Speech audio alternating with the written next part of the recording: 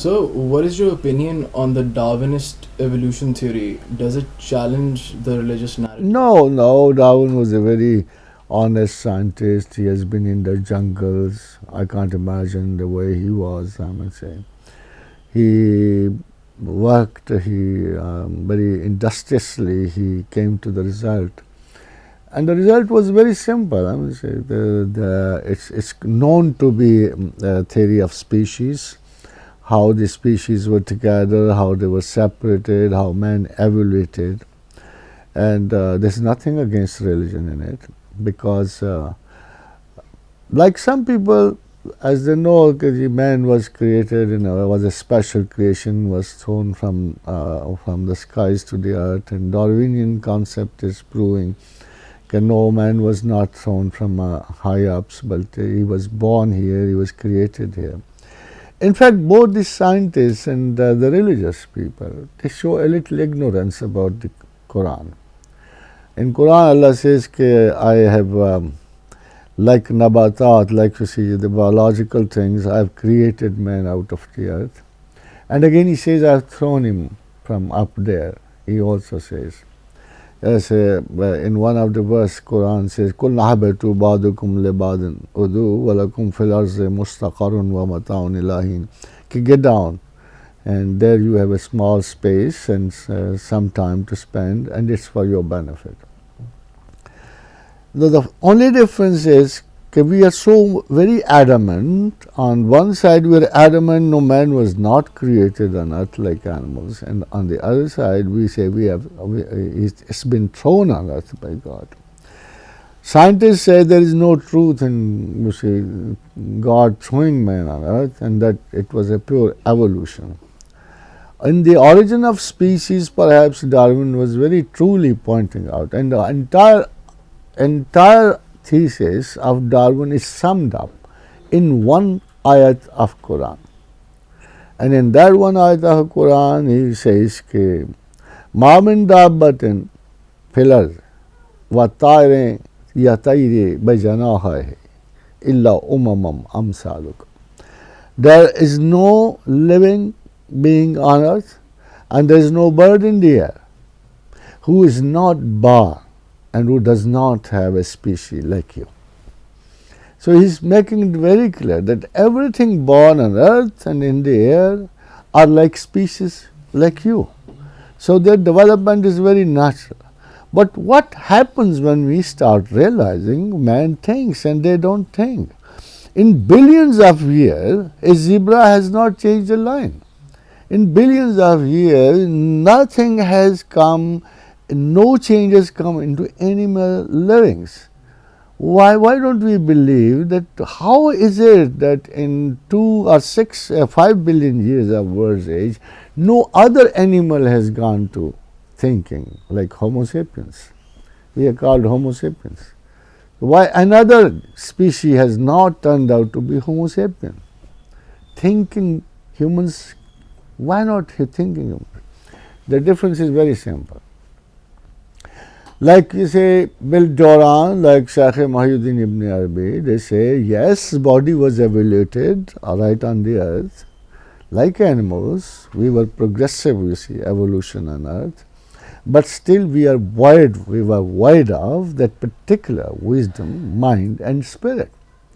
And that spirit has gone, you see. Let me tell you one simple thing, you will understand it very easily. Adam in heavens was not a physical structure. They were very pure, purified things. They were spiritual factors. Just like some people think jinn, it was a kind of a transformer over there. He could move around. There was no physical stature with him. He had a shape, he had a figure, he had all the kinds of, you see, emotions which people have, but he did not have the same physical desires as man has. So God punished him for one mistake of his. He ate the fruit of forbidden tree, as John Milton says, whose mortal taste brought death unto the world and all our woes, as John Milton says. He ate something which created physicalities in him, something which made him a more sensitive, more sexual, sensual man. He couldn't stay in those purified species up there. There are species up there also. Angels are a species, robotic creations, and jinns are a species, and we were also a superior most species. And we could not exist there because over there was no toilets, frankly telling you. There were no sexual matings like ours, you see. So we couldn't stay there. So he said, "Kul nahbatu ba'dukum li ba'din udu wa lakum fil ardi mustaqarrun wa mata'un ila." Get down. But if a spirit comes down, where would it stay? Can you imagine? Where would it stay? It needed a structure and a body to settle down in it. So you agree that we evolved from... We evolved physically from on this earth, and then the spirit came, and the dichotomous human beings, a spirit and the physics, they were united together. That's why Allah suggests in the Quran. Okay, first you were born out of a single cell. Allah says you were born out of a single cell. You were promoted as human beings. Then in the last stage, I gave you wisdom, knowledge. I gave you spirit, and the spirit came from the upside. Even now the Muslims have a very firm faith. Till 3 months, only body is there of a child. And after 120 days, the spirit comes and settles down in the body. अब भी हम उसी तरह हैं, even now. So sir, you actually agree that we evolved and there is no problem with the evolution theory and the Quranic narrative? I don't have to confirm the evolution theory. This is what Quran tells me. I don't have to agree with Darwin. The poor self was a good scientist. He worked very hard and he proved that man is species, man is born out of the earth, man has done this. Yes, our physical body, as the Quran says, I gave you birth from the earth. It's very simple. I don't have to believe in Darwin to go to twist the ayat of Quran, you see. It's very, very simple. And he says, then I threw you down, me who's a thinking man, and suddenly, well, Dora says, the man lay there over for about 50,000 years. Then a single splash, a heavy electronic charge came and fell on him, and he was thinking. Our brain quantity increased.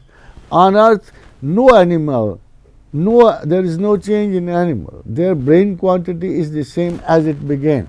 A chimpanzee is the closest to us, with 350 cc. But we are different. Our brain quantity is double, treble of the animals.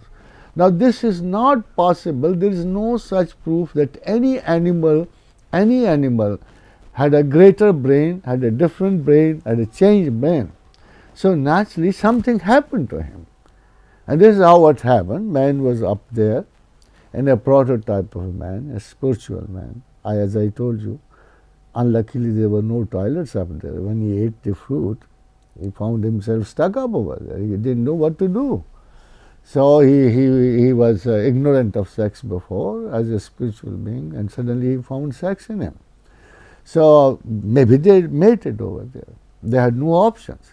Now, at that particular status of life, in that particular space, there was no such chance of such earthly, human, mundane habits. So he was thrown down. Once he was thrown down, where would he go? Next question, where would he go? So God was wise enough. He is the maximum knowledge. He had already created a body for him. And both the spiritual and the physical joined together, we still inherit the same, the physical and the spiritual. Even today, spirit wants to go to God, and even today, the physical is also looking for the same toiletries. So this is the difference. So there is no such difference. I mean, we are not. No science is against God, and science is also a creativity given to man for understanding his own ability. So all scientists are just trying to prove what God has already done and said. Maybe the investor, some scientist becomes intoxicated. Maybe some scientist feels, oh my God, I've been able to create this and discover this. They only discover. They don't create anything. So they could be proud, and out of their own egocentric attitude, they might say, we are gods.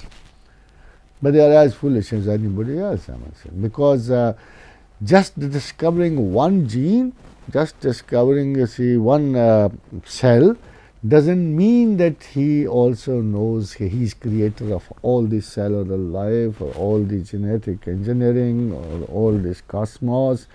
So they don't prove anything. A fraction of an understanding does not take over the total understanding.